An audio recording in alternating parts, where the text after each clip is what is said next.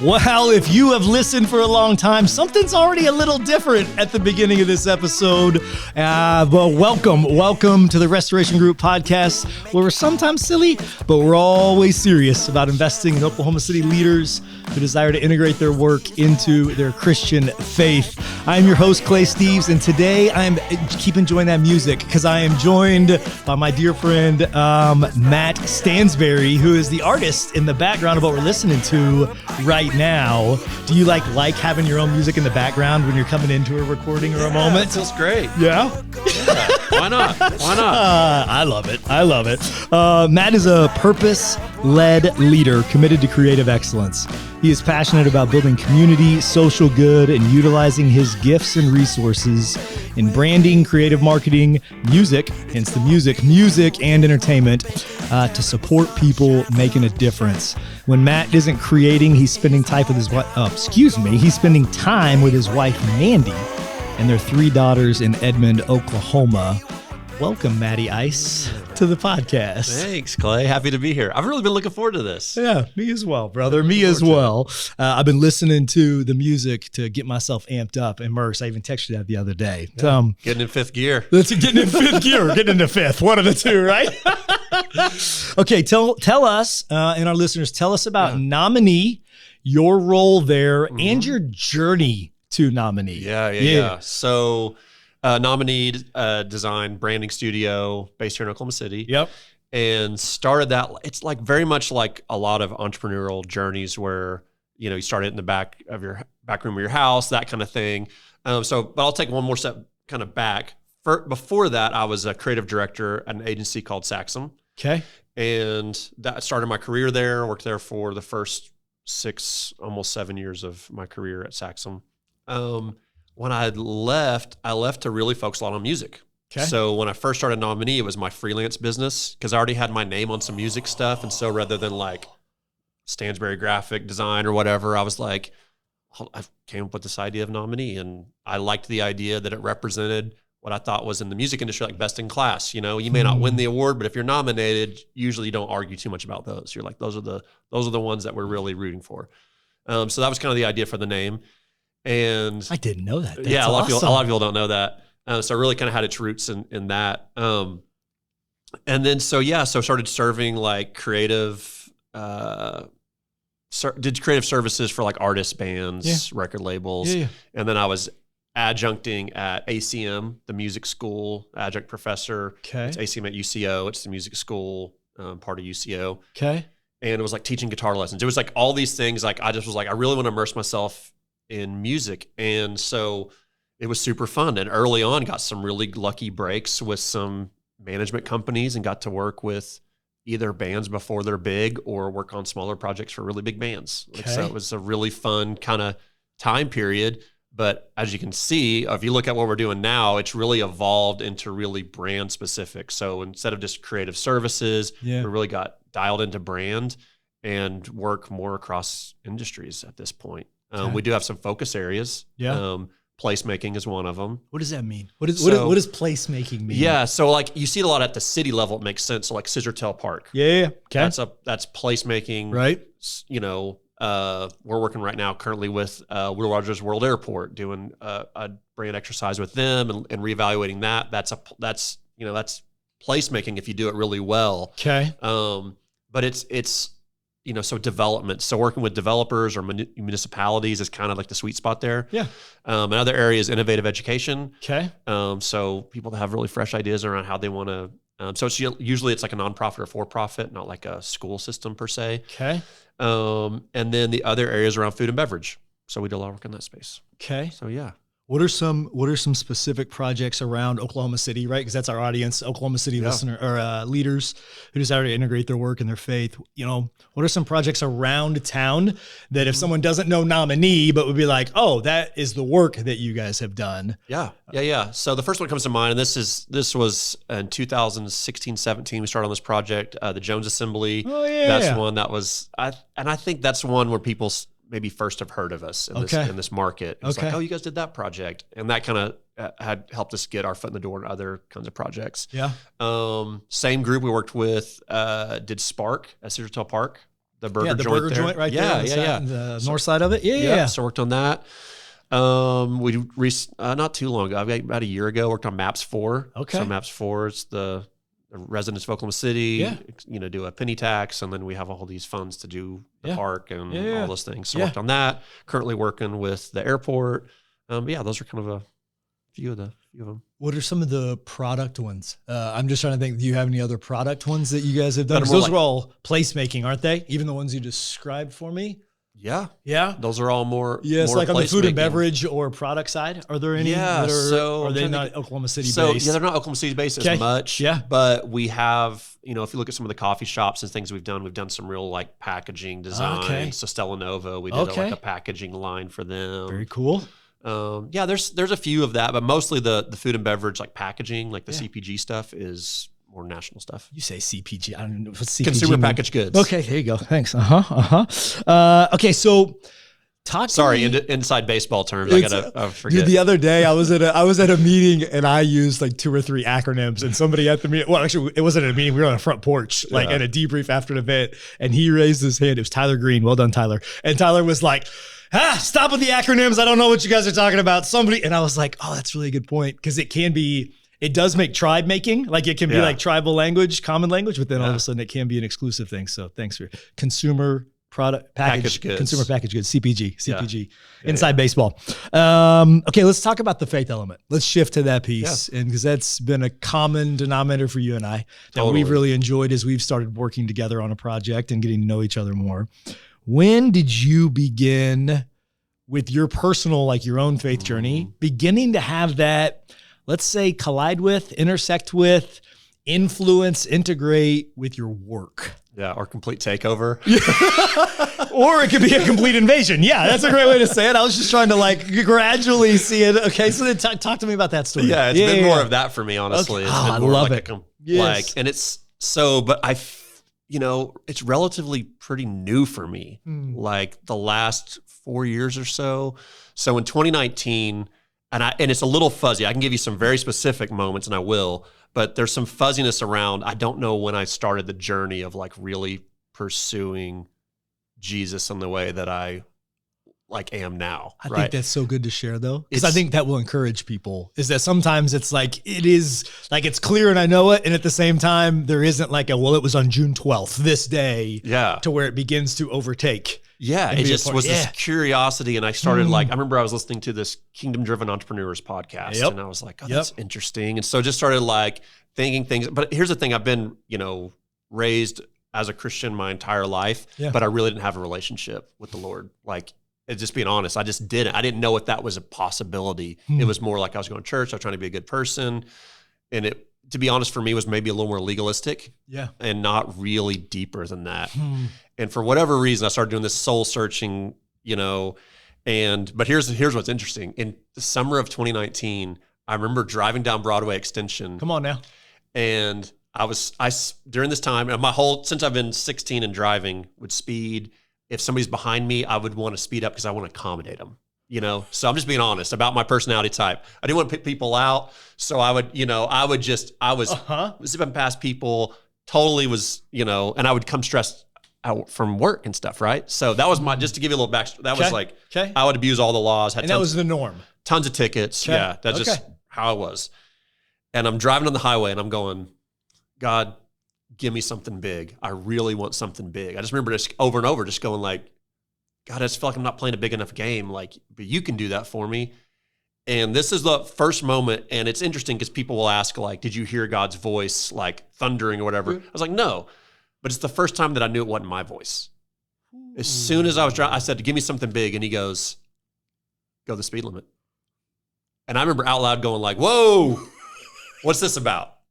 And here's the thing. It's right when it was going down to a work zone. It was going like 3 to 4 lanes down to like 2, and the speed limit was going to go down to like 50 or whatever. And I'm like, not a good time because I'm going to have a ton of anxiety because I want to accommodate everybody. And I want to speed and I want to be in control. And immediately after he said, I kind of go, what? And this is a matter of seconds. Going, give me something big, go the speed limit. I like, ha, ha, ha. And he goes, if I can't trust you with something small, how can I trust you with something big? And I go, whoa. So I slow down to whatever the speed limit says, and I'm having all this anxiety about it, and I set my cruise. Yeah. And so that's become like a covenant with me and God is I go the speed limit everywhere I go. And sometimes, do I break that a little bit here and there because of a situation or something? A little bit, but overall, like I set my cruise at 40 miles an hour or 35 or wherever it is, and it's just become like I can tell how I am even spiritually by how I'm driving that day. If I'm wanting to be in control, then I know, I need to work on this. So it's been one of the most powerful life lessons for me. But that was the moment when, like I said, I don't know exactly when it started, but when I got to that point, it was like, we're in new territory. Like I'd never had an experience like that before. And it kind of rocked me. So how did you respond? So so obviously there was the clear speed limit thing, which then had much larger implications, right, across life. Yeah, come home nice and all that. But, nicer. We'll let Mandy be the judge of that. She's gonna be like, depends on the day, but yeah. But really, like, how did you begin to process that? Because that's a unique story of like, what did God say to you? Yeah. Right. And I mean, if you're coming from a context of knowing God, and I'm going to say in your head, knowing God, knowing truth always, but to where it's making an 18-inch journey, right, from our mind to our heart, that kind of a shift. Yeah. What did it look like for you moving forward, work, life, home, all the pieces? Yeah. Once it kind of arrested you right there. Yeah. So I've realized over the last four years, since that kind of point, it's like, and I saw this on Instagram the other day and it really made sense. It was this guy was just saying like, God didn't save Daniel from the lion's den. He saved Daniel in the lion's den. He didn't save Shadrach, Meshach, and Abednego from the fire. He saved them in the fire. You know, those kind of things. And that kind of like really hit home because I feel like that's where I've been at. Like in my mind, I thought, hey, if I just really start devoting myself, all these great things are going to appear. It's like manna from heaven. All these blessings will show up. And that really hasn't that's been the case sometimes, but more than not, it's been like he's shaping how I show up in those tough situations. Come on. And so that's been the biggest thing. It's like, he didn't take me out of the car. He told me how to drive inside the car, you know? Yeah. Like I still, that kind of thing. And so like starting to slow down and hear his voice and be like on a journey with him. And it's slower. And that's been like a big adjustment for me too. Cause I was living this life of like, go, conquer. And it was really, for me, honest though, it's a lot about me, and so it's been a lot healthier. I think the biggest thing that I would see, and I would put our relationship in this bucket, the people that have shown up once I started this journey, like my world looks different. Like the people that I'm spending time with, the people that are like, I'm getting to sharpen with. Yeah. Like I can look back and say, in a lot of cases, not one of those people I knew before 2019 at that moment. Yeah. It was such a defining moment for me that the people in my world have changed even. Yeah. How would team members at your business talk about you as a leader in the last 4 years? Let's just talk about maybe like an evolution. You've talked about pace. So maybe there's a pace element, but even how you present yourself, how you come in and out of the business, how you lead, how do you think they would talk about you? I know it's hard to answer for them, but how do you think they would talk about you? And then how do you think you've applied those, kind of even that principle at work? Yeah. Yeah. It's interesting because some team members only know the sort of post 2019 version of me. Sure. People that know me before, like work closely, they may have sensed that I'm maybe a little more at peace, if not a lot more in certain ways. But I'm still, because I'm still so early in this journey, I'm learning a lot. Like I think we always are. Yeah. So like there's seasons where I'm like, how is this going to work out? How are we going to make the finances work on this deal or all those things? And I'm not always proud of how I've shown up even since this kind of spiritual journey, but it continues to improve. And I like more of how I'm showing up. So I'm hoping that the team would see that, but I don't know what they would say. Yeah. But I will say, here's a thing that I know that the team has seen and they've been a part of is in 2020 is when we celebrated our 10 years. Come on now. Which is cool. So kind of around this time. So I'm also in obviously the world's going crazy. Is this post-pandemic or is this like Q1 This of is 2020? like summer of 2020. Okay, yeah, so it's in the middle of all of it. Yeah, when we had our 10-year. Yeah. And as part of that, I just remember really, and the pandemic didn't hurt this, it helped this kind of thing of like, what are we going to do for the next another 10 years? And there were some things I didn't want to keep doing. Like, I was like, if we're going to do things this way, I don't want to be here. So why would you want to be here? Is kind of how I just realistically thought about it.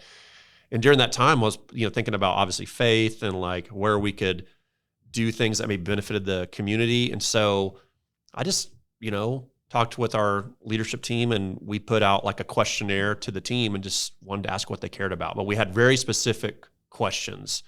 So this is internal. You meet with your leadership team and you're asking the rest of your team. Yes, because the intent was we're going to do something about it. We don't know yet what it is. Okay. But I want to get the feedback from the team of like, what do they care about in the world? Yeah. What do they care about with people? What is like, I don't know. What do they see like things need to change in the world, or things could be better? Where could we contribute? And I said, I know we're just like a design studio, but there may be some ways we could help. I don't know what those are yet. Yeah. And we had seen there's projects that we had done that we had made a difference. And we're like, okay, this is interesting. Or some pro bono work we took on. Yeah. So like we started thinking a lot. And so a lot of that turned into what we call like our social good initiatives. Okay. But basically out of that, everybody cared about social injustices around certain demographics, or felt like certain people, whether it be race or some other thing, of like this group could be served better, homelessness or whatever it was. Okay. And so there was just a lot of care around that. And the other care was around, and again, you can call it what you want. Some people will say climate change or whatever. And I've just boiled it down to like, you take politics out of it and it's like, let's be good stewards of our resources. Environmental stewardship. Yeah. And like, let's see what that looks like. Yeah. To me, it's like, you can't argue that, and I feel like that's the stuff I can get on a soapbox about, that just drives me crazy, right? It's like you have this good intent, but people want to make it political and all these things. It's like, I don't care what you believe. We can probably agree that if you're given a certain amount of resources here, how are we going to steward those and be responsible? And everybody's like, can rally around that. So that's my personal view on that. But the team really rallied around that idea too. Okay. And so we kind of combine those around, and we have to drink that Kool-Aid too, right? Like there's things that we produce that we go, this is going to cost like 5 times more to produce this printed piece. Yeah. But it's with a company that's doing things like, we like how they hire and how they treat their employees. We like the materials, how they're doing things to give back themselves. And so like a contractor that you're working with, and you'd pick them because of that. Okay. So we do those things because we think we knew that that's the things, the choices that we'd have to make. Because when you put your stake in the ground and say, we believe these things, then your team holds you accountable. Yeah. And they do. Yeah. We had one teammate, she goes, we talk about sustainability and things, but she's like, we're not really doing anything. Ooh. And I was like, you're not wrong. Was she right? Yeah. I was like, you're not wrong. And what we are doing isn't enough. So so what we did though is we were like, hey, we're really focused a lot on these, social justice issues over here. That's taking a lot of attention. Would you be interested in championing a program internally? And she was like, yeah. So she's been doing that for the last couple of years. And so we track like, our impact. We go over all of our numbers. We look at ways that we can reduce our impact and things we can do to help our clients do the same thing. It's just been really cool. So we track, like if I travel, we track all of that, and we say what was recycled, what was composted, what meals were eaten, what transportation was used. And it creates, but it starts when you travel, and it makes you think different. I'm like, I don't want to go back and tell Marissa that. How do you? Okay, no. It is accountability piece. Yeah. It reminded me when Kirsten and I, very early on in marriage, when we were like broke, we had an internal rule of like you couldn't spend anything over, I think it was $25 without telling the other person beforehand. And I'm going to tell you, there's just a lot of things that I chose just not even to try to spend money on because of the fact that I was like, I just don't want to go tell her. Like you're saying, like, I'm going to think about it. So there's a stewardship level. Yes. So how do you, like, what's the mechanism for that? So like at a small business, like what's your mechanism for checking on that or having oversight when someone says, I'm going to own it? Like, did they present that to you quarterly? Is there like, how do you, like, I'm just trying to think, like somebody's listening like, oh, that's really creative, but I don't know how to do that. I don't know how to care about that. Well, so there's programs like one we're looking at using what we historically use, Sustain Life. It's basically a program. They built all that out for you. Okay. So they give you all the things. And granted, I will say this too, like we're on the small side. Like bigger organizations are doing these kind of things. I mean, we're a small company.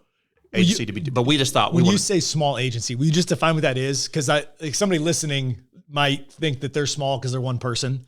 Yeah. And so we're under 20. Okay. But if you look 20 or less employees. Yeah. My mind is like, that's pretty small. When you look at like these bigger agencies that may have 500 people. Got it. You know. Yeah. And we know agencies like, they'll have hundreds of employees. So, relatively small, you could say small footprint overall, but we're like, we're going to, again, drink the Kool-Aid. We're going to do this. So, but yeah, it does create like, it makes you think like, and I think that's important. Like, and we haven't explicitly said this part in the conversation, but it came out of it. Like you're correlating that posture approach. Because back to faith. Yeah. Yeah. Yeah. It's like, why are we going to put a lot of investment in projects on the east side that historically been a food desert, historically hadn't had all, like, why are we going to do work either reduce fees or in a lot of cases pro bono? Because we care about the people and we care about the city. Yeah. And we realize that if one part of the city is hurting, we should all be hurting, but it's not necessarily, that's historically hasn't been the case. Oh, that's somebody else's problem on that side of town or in this area. Yeah. It's all of our problems. Yeah. It's for all of us to, and I say that doesn't mean everybody can have knows what to do. And there's times, but we thought in our way, we have services that we can provide. Yep. And we're going to do that. Even at the time, even in situations where it has felt like, God, should we, it'd be nice to have a little more extra, like do good, do well. Like that'd be really good to have a little more wellness. We have some more prosperity. We have some more prosperity gospel, and I'm doing quotes because that's not what this is, right? Yeah, but that's also like, that's not why we're doing it. Like that would be manipulation, right? Yep. That would be doing it for the wrong reason. Yep. So I trust that God's going to provide and do what he does. And it may look different than what I would, and it's going to look different than what I would ideally, like if I could just wave my wand. Not may. Right? Yeah. But he also knows that I want comfort. Yeah. And he doesn't want me to be comfortable. Yeah. He wants me uncomfortable because in those uncomfortable moments that's when good stuff happens, and he knows that about people, but he really knows that about me. I feel like, he's like, I could do that. Yeah. I could just feel that conversation. I could do that with you, Matt. Yeah. But I'd be a little nervous about what you would do with that comfort. Yeah. Would you still care the same level? Would you still feel prompted to do these things? And I want to say yes, but I know myself. And I think that being uncomfortable is where all this goodness is happening. So yeah, I'm definitely in a state of uncomfort with a lot of this, but it's keeping my posture and my heart in check in a lot of ways. So yeah. So as you kind of talked about the different areas there in 2020, as you guys were at the 10-year mark, was that intentional? Like meaning you were at like an anniversary moment and there was a disruption in the world that you like begin to be like reflective about what are we going to do and how, or was that more organic? Like how did that? I think it started off organic and then got really intentional. Okay. So it was basically like a perfect storm of like, I'm on this faith journey. Yep. And now I'm feeling like very strong sense of we can't do business as usual because that didn't infuse my kingdom principles that I have now. Okay. Right? Yeah. That was just doing business. They were separated. They were compartmentalized. They were. And it was like, they can't be anymore. And I couldn't do that. Okay. And I was like, but I also realized that I think it doesn't make sense at this point, 10 years in, to be like, all of a sudden we're just going to be so 180 and different and just be like, we're just going to work with churches. Or like, I was like, that doesn't feel like we're going to do the right thing by doing any of those kind of things. Yeah. And that's not what we're called to do. Yeah. I know that because I just know that's not what we're called to do. So, but I felt very strongly that God was calling me to reevaluate. Yeah. And yeah, so we found something that we could all get behind. And so for me, it's not, maybe I can't speak for everybody. For everybody on the team, is it because of their kingdom beliefs and stuff? Maybe not. Yeah. But for me, 100% it is. Yeah. And there, you referenced it earlier, and I remember when we first began to work together, even in some of the content, and as you were sharing about Nominee, there is also like so you talk about the sustainability piece. That was new to me today. Learning about that, that's really cool. And the Sustain Life, program you use in those elements. There's almost the programming local engagement, right, that you guys do, profiling of the pro bono work that you do, that is systematized. Is that an accurate statement that you guys have a rhythm and a system to it that you engage local organizations that can even apply for? And I'm going to let you finish it in, but is that accurate? And also this came out of that same season? Yes. Okay. So we had done some pro bono projects. It wasn't formalized. And I will say credit where credit's due. When I was at Saxon, where I first started my career, there was a Step Up grant. Step Up? It was called Step Up. And it was similar in nature of like, we've made tweaks to that idea, but that I always loved that we were going to do some pro bono, officially do it. And I liked it because you can tell people, it's not just so much about yourself to like market yourself. You get some of that out of it, but what it really is when you formalize it, you just get a bigger reach and you can really identify who do we really need to serve versus like just seeing what's only in front of you and you hope you get an opportunity to find somebody. And so by formalizing it, we're able to cast a bigger net and like discover things we wouldn't have been able to discover. Yeah. Like, oh, here's a need that, man, I didn't even know that was a need. And the whole team will be like, rally around it. And it's been, what's interesting too, is when we get the applications, I'll be looking at them and I may feel strongly like, oh, I think it may be this.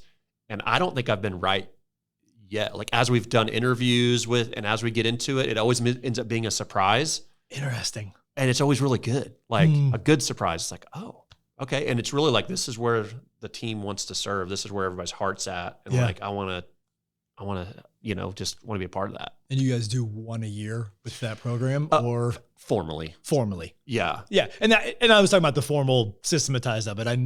But I think there is an element. This is a tough line. Cause I've processed this as well. The tension here of where there's the appropriate amount of you need to do good that you are, and you're talking about like pro bono, bringing your excellence work, the creativity, the excellence that you, that Nominee delivers that is not for credit, that doesn't need to be public, that is just done like you do the right work and you serve that way.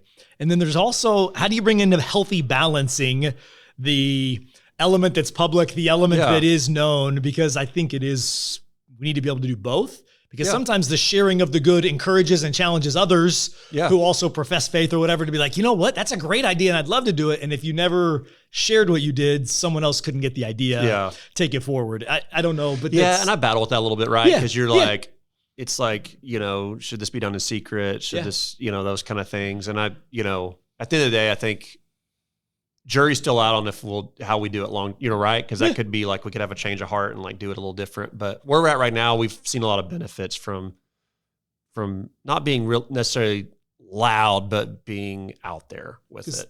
I would assume there are organizations that could come apply or become your partner in that sense who wouldn't have known about it if you weren't publicly sharing it in some way, shape, or form, right? Yeah. And we just feel like I want to be inspired by businesses doing cool stuff that are serving. And so we're like, if nobody knows about it, maybe somebody won't ever, won't inspire something. Because if you don't know it can like, even that's even happening. So I don't know. I do have mixed feelings about that. Depending on the day, the hour, the experience, the moment. Yeah. Sometimes I'm like, we need to be we can dial it back. Let's just come back.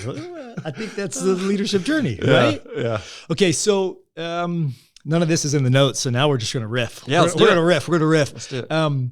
So, disclosure to everyone listening and or watching that your Nominee is working with me on a commercial real estate project we're doing in Oklahoma City, Unison. I'll give the name on it because that's your work, an incredible incredible job. It's unique with a small business. So again, 20 or less people. I shouldn't say it's unique. It's not unique. The tensions that often people desire for the founder leader to be their main point of contact and who they interact with the most. I would say that's actually normal and expected from very small businesses and startups. Yeah. And I would imagine many of our listeners and watchers go through that if they're trying to scale, if they're trying to build up, right? Maybe it was them in the garage. They started their business, as you and I both did, have started businesses in our garage and begin to scale them. Clients expect you.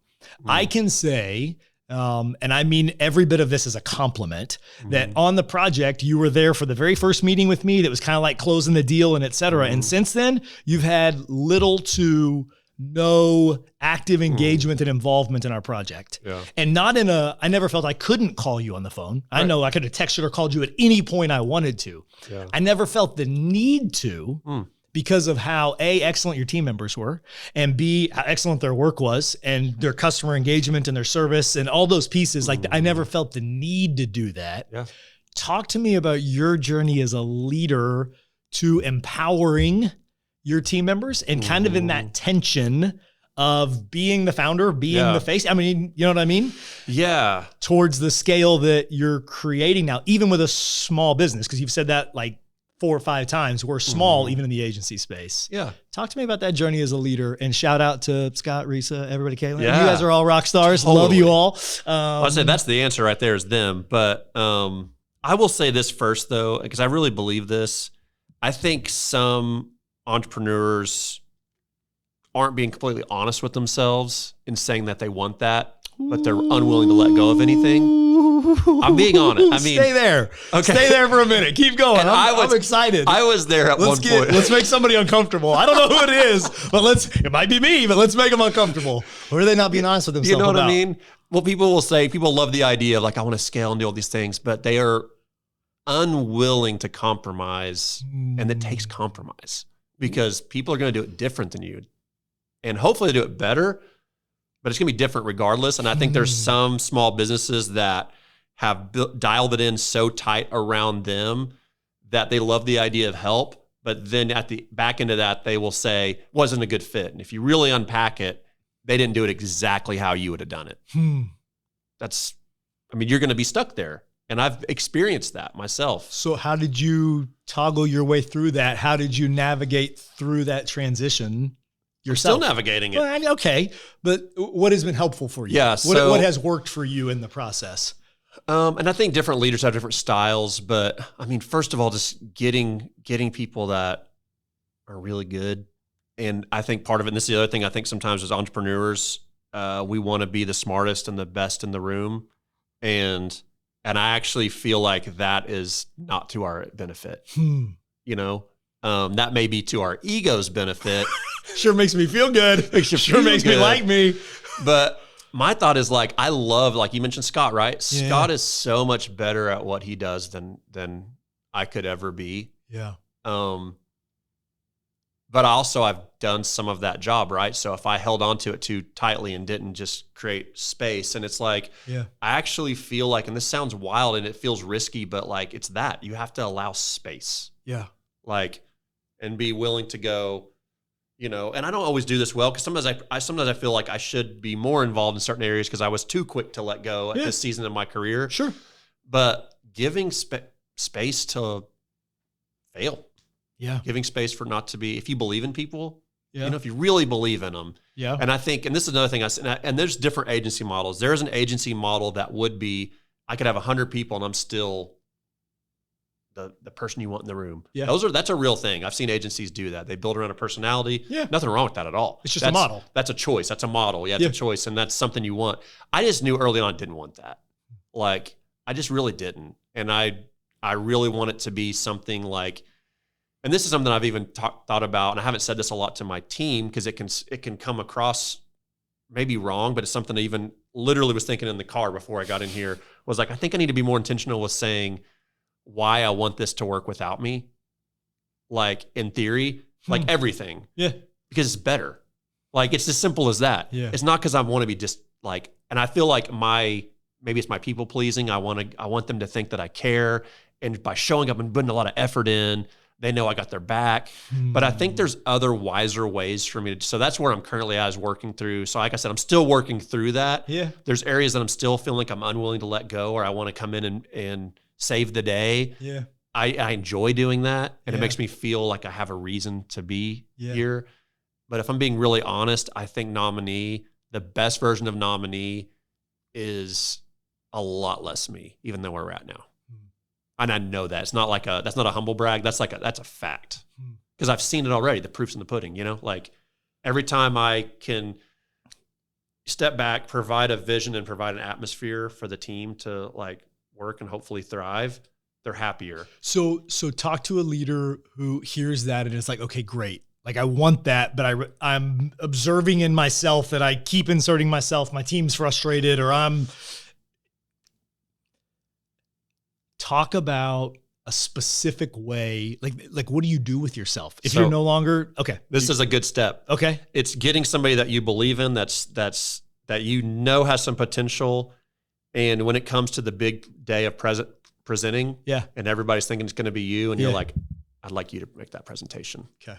Give me something like that. And everybody's going like, even the current clients or whoever it is, they're going to be like, why is Matt not giving this? Yeah. You know? And then after that, you'll see that like they come to you and say, they did a really good job. Yeah. Like they know what you're doing. And do you hand authority? Like, are you intentional in that spot to like reaffirm the person as they're the one delivering it or whatever to try to bridge and then remove yourself from the scenario? Yeah, there's that, or there's even like, I think it depends on what it is. There's situations where it's like, I mean, Scott's a different story. Like I'm kind of thinking more, you know, you worked with Caitlin, right? Yeah. But we really intentionally like, hey, she's great brand strategist. And at one point we were doing all the presentations and it was like, you're well-spoken, you're talented. You haven't been doing this as long as us, but I think you're ready. So we've seen that recently with Sarah. I don't know if you met Sarah, but it was like, it just felt like you're ready. You could do this. And I don't know. I think part of it is just, man, I don't know. It is tough. And I feel like I'm kind of swimming around it a little bit because I don't feel like I've perfected it. And I've seen other people that have gone a lot further with it and done better. But, you know, like honestly, like I think it's a model and it's a choice. The model that I'm going down with Nominee is the like every hire should allow me to take one more sort of step back or step up, like just be more high level. Yeah. And again, it's not because that's like a thing that I feel like I have to do or whatever. It's just, it's best. It really is best for the team. Anytime I've done that shift, they're happier, you know, because you're always going to get that like pull to be like, we need this thing you need to be in here. And I've realized even to this day, I'm still a little bit too excited for that call, you know, because I'm like, put me in, coach, you know, I'm like, oh crap, I'm the coach. What? I'm not supposed to be on the field. You turn around and you're like, oh, that's me. My bad. Yeah. Is the coach going to get out there and quarterback? You know? Yeah. Player coach. We were talking about Europe earlier. So, I mean, there's a little soccer player. There coach, is. Right? There is. And Scott's a player coach, you know? Yeah. But yeah, and maybe it's GM or something. Like I feel like there's a role that I'm being called to that's best for the team. And I really believe that. It's not just because I'm like, all right, guys, I'm going to be on the beach and you guys do all this work. Like that's never been my vision or my desire. Yeah. And I'm not wired that way.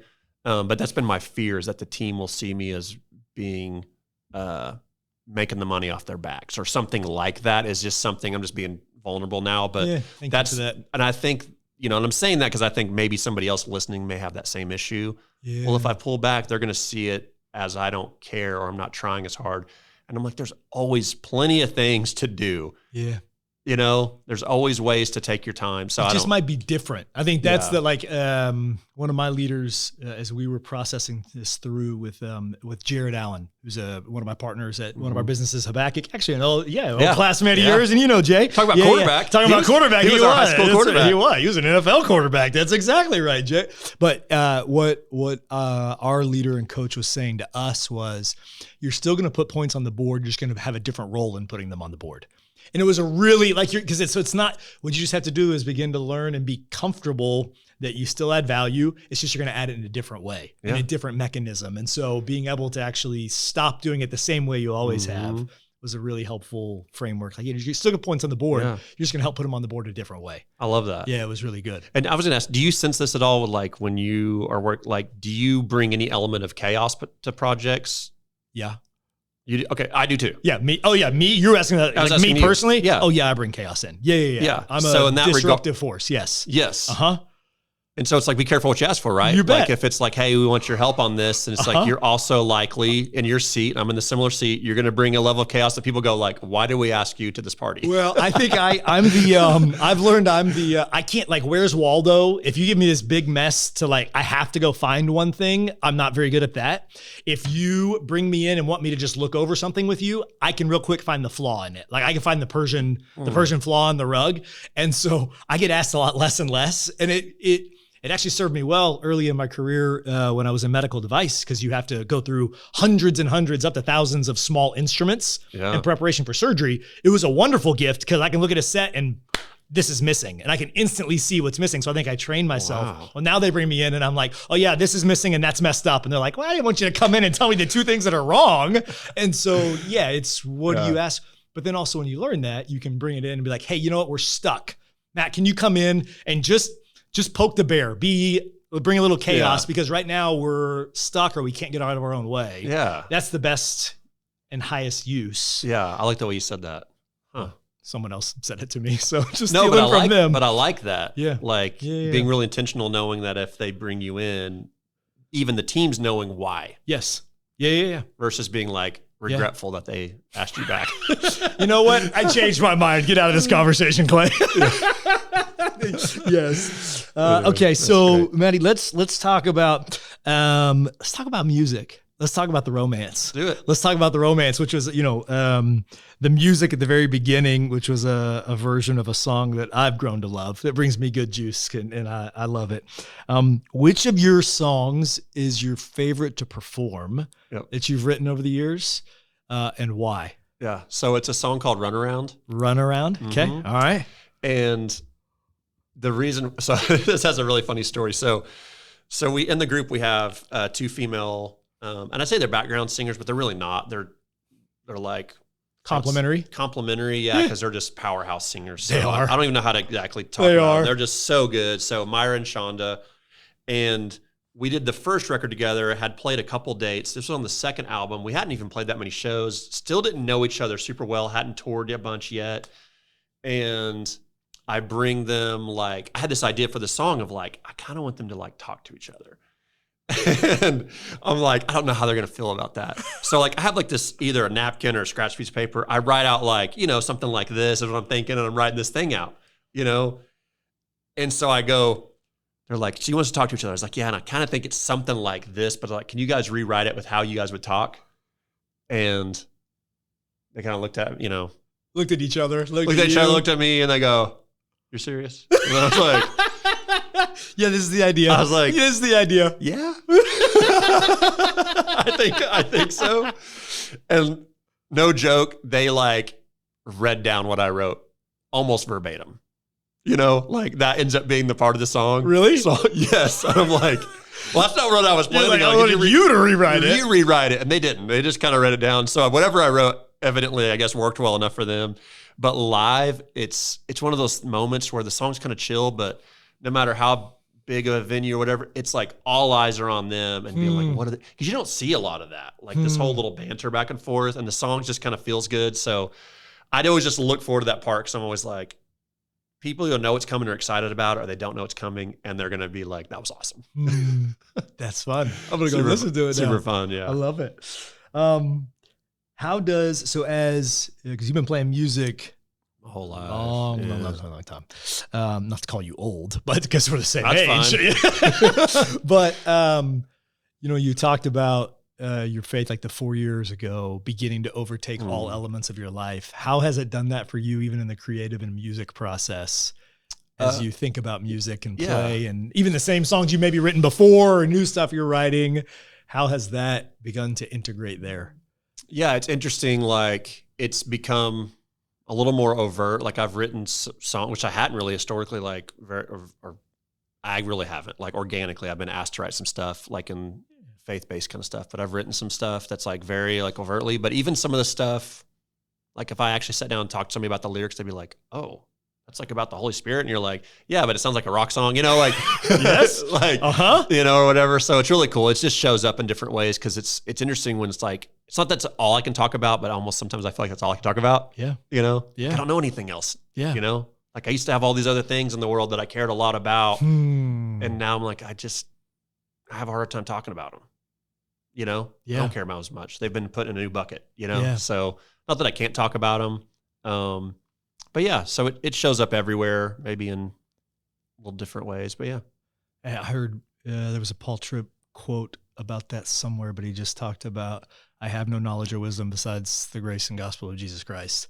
And so it's like, what other knowledge, any other thing that I'm writing or talking about, what else is there? It's going to be permeated into it. And so even if I'm thinking about something else, it's going to be colliding with, integrated with, contrasted to the gospel. And so, yeah. And it's interesting, like, regardless of what somebody believes or not, or doesn't, like, it's better. Like every time I'm obeying and being obedient and following that journey. Yeah. I don't know. I'm better for it. Like, because me doing me, isn't the best for everybody. Just being honest, I've done that. You know, it's not the best for my wife. It's not the best for my kids. It's not the best for my team. It's not, you know, and so this journey there's so much proof in it for me that regardless of anything else, like, and it's bigger than that, right? It's way bigger than that. But just even if you get down to just some simple, more worldly view of it, is like, I'm a more tolerable person that has more, I care more about, you know, win-win situations, and like those things are just better. Those are fruits, I think, that have come from it. So that's why it's like, it's all I can think about, you know? Yeah. It's all I care about. Matt, this has been rich and fun and smiles and depth and all the things. So first, thank you. Silly and serious. Silly and serious. Not laid back. But casual. Thank you. We finally are getting it right. Like, we've tried for like 6 months to get that little shtick consistently. Man, any final thoughts that you would share just for, again, you know, our listeners, those incredible community that we are getting to serve here in Oklahoma City that are small business, integrating their work into their faith, doing that. They're on the journey.